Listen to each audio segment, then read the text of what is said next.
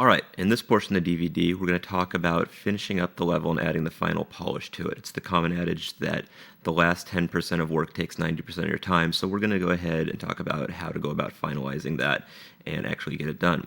First off here, we're going to take a look at some already finished levels that shipped with the game and just sort of have an abstract talk about the architecture that was used in them and then also just what they did to finish it, to give it that final polished look. So you can see here, for example, we've got an Egyptian theme to this one, and all of the architecture sort of reflects that. Lots of Egyptian-looking columns, statues, whatnot. You can see as well, just on a polish note, lots of small local lights around these, for example, these columns on the side there that look like they should have light emitting from them. You see lots of architecture that goes with the theme of the level. And all of this, I guarantee you, wasn't there when they first created it, but was added later on just to add flavor and enhance the theme of the level. So next we're going to go look at a junkyard level here. And again, the theme of this one being junkyard, the polish here is all in making it look like it's a large desolate wasteland. You can see there's quite a bit going on here. Dark browns everywhere as far as color scheme, lots of wreckage, both 3D and in the backdrop. You can see we've got lots of smoke rising. It looks like there's just fires going off everywhere. This is all stuff that is part of this final polish pass that's going to finally tie everything together. And honestly, if you're to take this level and take away quite a bit of this, rough scenery around it and a lot of the particle effects and the refined lighting that they have here, then the level wouldn't look anywhere near as good as it does. And let's take a look at one more guy here.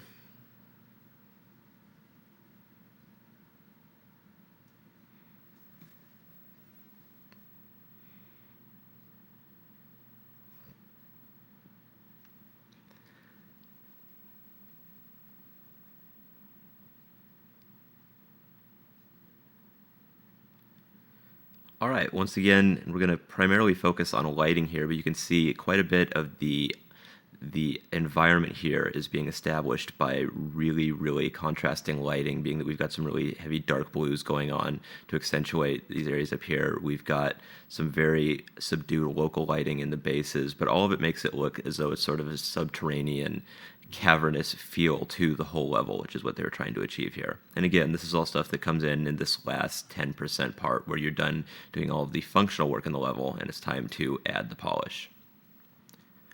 One of the key elements of adding further polish to a level past its functionally complete state is dressing it with static meshes. It's one of the strengths of the Unreal Engine in particular is that we can take and add quite a bit of static mesh geometry to a level to flesh out its look and feel.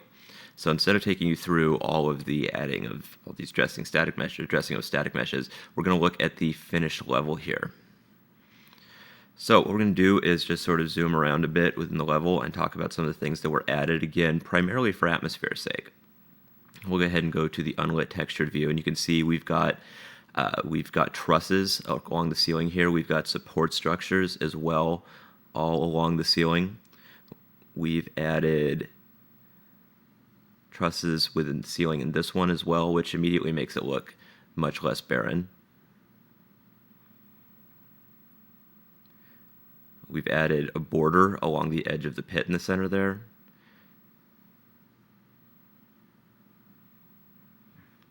Border along the mid-level of the room and also above the second level of the room. We have corners. And all of this, again, quite a bit of structure back there as well with our columns. All of this, again, is just to add atmosphere to the level. If you go ahead and open up the level that we're running around in here, you can take a look at what was done. And then sort of a seating here for the generator, and again, trusses in the ceiling.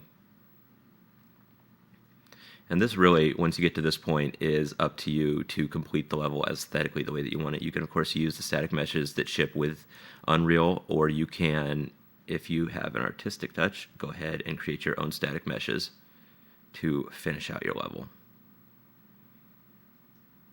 So you can see here, looking from above, quite a bit more going on geometry-wise in this guy than we had before.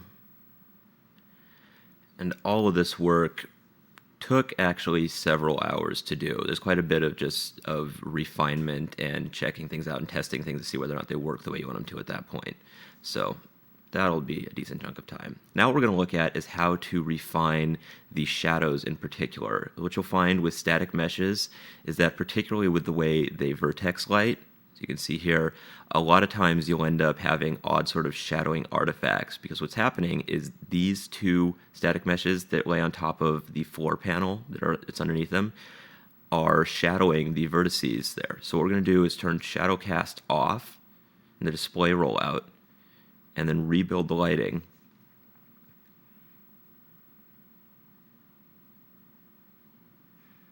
And you're going to see that the floor panel is no longer totally obscured. As soon as it gets done. There you go. So a big part of finishing up the level is going to be going over and finding any areas where you have got problems with your shadowing, because these are all part of the functional static mesh pass and even the dressing static mesh pass. And once you start to get that much static mesh geometry stacked on top of itself, then you can run into these sorts of artifacts that you're seeing here.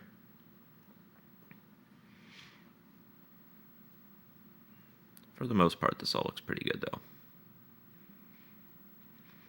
The next thing we're going to talk about is how to go through your level and create blocking volumes to make it easier for the player to navigate within the level. So we're going to open up a version of the level here, and we're actually going to run around in-game to demonstrate this. But basically what's going to happen is the collision geometry that's created for certain static mesh geometry, the way that it's placed aesthetically within the level, can cause problems for the player trying to run over the top of it. So for example, what you're going to see here is as I try and run up over that little boundary piece right there, I'm going to catch on it. Also, you'll notice that I can go, for example, as a player and run all behind these columns behind the generator. There's no real reason to allow the player to go back there, at least within the level design that we have in this level. So we can let the player jump up there, which can cause problems as far as the player getting stuck and whatnot. And players are going to try and find every way possible to find nooks and crannies in your level. So usually you want to streamline your gameplay and not allow them to do this, or at least get to areas that's going to cause problems in the level. So what we're going to talk about here in just a minute, see more nooks and crannies they can get into up here. They're just not what we want them to be running around in. What we're going to talk about is creating volumes that block the player's ability to run into them, and also creating volumes that enhance the player's ability to run over potentially rough terrain. But first, let's go ahead and take a look at how blocking volumes work functionally. I'm going to go ahead and create a pretty simple cube with a builder brush and move it around in the world. Basically, we're going to place it over the top of the little divot that we've got the health charger in.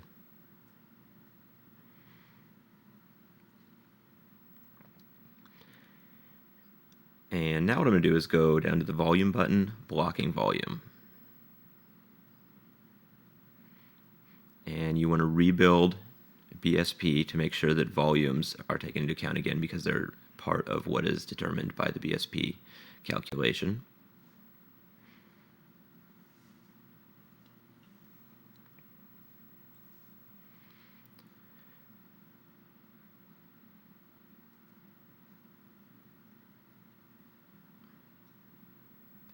All right, I'm going to make sure the volumes are visible. I just pressed the O key to do that there real quick, and you can see we've got this volume in the level. I'm going to go ahead and turn its be hidden to false so that when we play the level, it's not, the wireframe for it isn't hidden.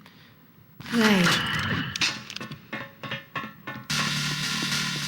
And you can see the wireframe for it showing up already. We have to go down and around, otherwise that jump pad's going to kick us all the way across the map. And now we've got a blocking volume that we can shoot with. The only thing it's going to block is player activity. And also, it won't let translocators translocate into it. But you can see the effect that it had there. We couldn't run through it, but we could shoot through it. So what I'm going to do with this guy now is actually resize him to fit over the top of one of those seams in the floor.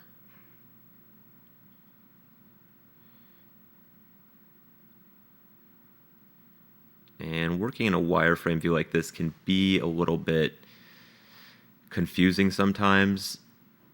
Basically, you'll get an eye for how to work with this at some point. It can be a tad bit overwhelming, though. So what we're looking at here is the collision surface for the seam itself, and we can see that it's got a bit of an edge coming out there. That's what's blocking the player. And what we're going to create is sort of a wedge-shaped blocking volume that just provides a ramp to walk over the top of it, which means that it's not going to be colliding exactly as per the BSP and the static mesh that is placed there, but it's more important that the player is able to run around the map unobstructed and not get hooked up on geometry within the map than it is to have exact collision, basically. So you can see we've created a really simple ramp object over the top of the offending geometry. And we're going to build it and play. And nope, we made the ramp just a little bit too steep this time. So what we're going to do is go back into the etcher and make it a little bit less steep. And again, we're just going to use the vertex editing tool to do that. We can either pull the top in or pull the bottom end out a little bit, but that should take care of it. Basically, it's about a 45-degree angle that the player is able to run up. All right, and you can see we're working in a version of the level now that actually doesn't have built lighting. You can do that if you want to get a quick preview. And you can see running over this one, we're able to run over it smoothly. No hindrance to the player at all, whereas before, we were of course being blocked. All right, so let's go ahead and open up a version of the map file that has all of the blocking volumes completed. This is going to be to allow the player to run over the areas of the floor unobstructed, and also there's going to be blocking volumes in here to keep the player from going places they shouldn't. So you can see we've got the ramps on the floors, we've got large blocking volumes around structural pieces we don't want the player to be climbing around on.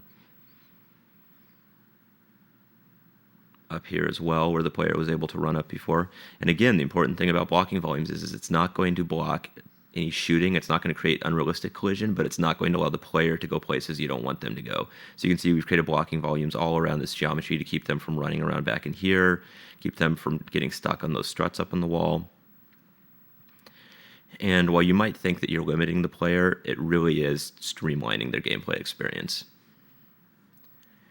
And finally, we're going to talk about the last few polished things you can do in a level to really bring it together. You can see we've got quite a bit going on here as far as glows and coronas on the lights. We're going to talk about those. You can see we've also got some particle effects that have been added to the jump pads. Those are part of a prefab, so you can pull those out of there. We're going to talk about particle effects in the next DVD because they're pretty complex. So let's go ahead and take a look at this light and see how we're generating this corona. There's a couple of important things here. In lighting, we got B corona set to true. And then we've applied a skin to the light. I'll go ahead and dig here in the texture browser to go find the skin that was actually applied to it, or the texture is actually applied to that skin, I should say. And you can see this guy here. Basically, it's just a small corona that's having an additive effect applied to it. There's a couple things going on with the way that's working. A, the light color is being added on top of the color of the texture there. So you can see we can make it red. We can affect the minimum and maximum size of the corona as well. So you can see here if we bump up the minimum size, it gets quite a bit bigger. And in general, for organization's sake, usually I will make the lights that have coronas on them, or these small little detail lights, I'll go ahead and give them a smaller draw scale so that just when I'm looking at it at a quick glance, I can know which lights are for what. And you can see here if we go to the top view and take away the static meshes that we've added quite a bit of really small local corona lights to this map to accentuate areas where we've got small lights.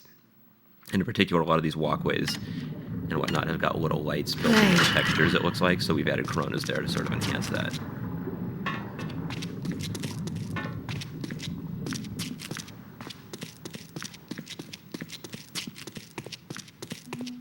Once again, the particle effects for the jump pads. Really what we were trying to accomplish with the particle effects here, just talk about it in a minute, is to sort of give an indication of which direction the jump pads are going to throw the player. And again, those are in a prefab that ships on the data version of the DVD, or you can get off of the aforementioned website.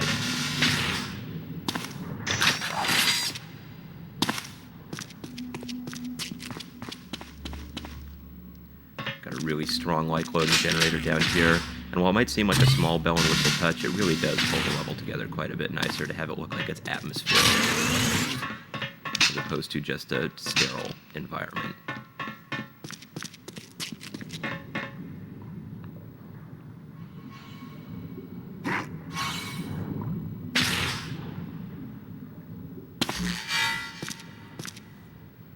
And that is basically our complete level. It's an old industry adage as well that you can spend endless amounts of time polishing a level, but at some point you just have to call it done. Or I should say anything for a game period. So we're going to call this guy done, and we're going to throw some bots in here and watch them cause carnage.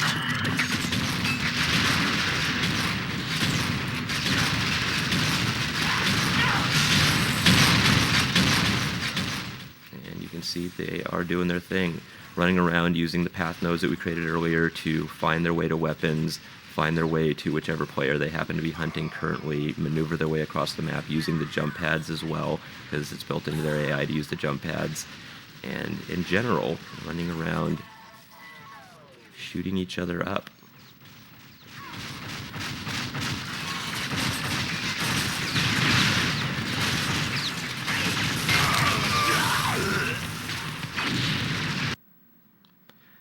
All right, at this point, we've created a complete level from scratch. We've taken an empty level, carved out BSP rooms, added static meshes to it to define it functionally, dressed it with static meshes to make it aesthetically the way that we want.